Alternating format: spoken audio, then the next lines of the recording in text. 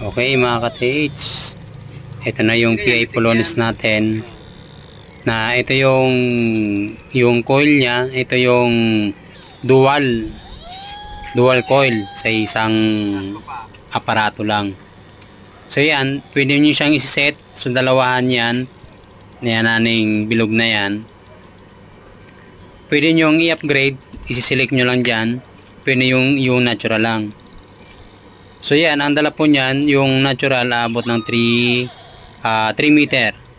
Yung upgraded coil, aabot siya hanggang 10 something. Yung pinakamalaking metal sa ilalim ng lupa. So kaya niyang tagusin lahat ng mineral dyan. So lahat ng nakakaalam ng PI, alam nyo naman po yan.